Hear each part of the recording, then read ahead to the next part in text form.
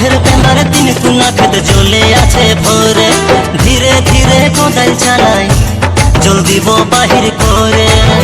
তবে আসবে হাল ধরো কোদাল হাতে,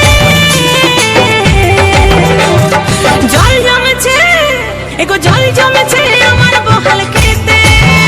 বেহেন জল জমেছে তোমার বহাল খেতে।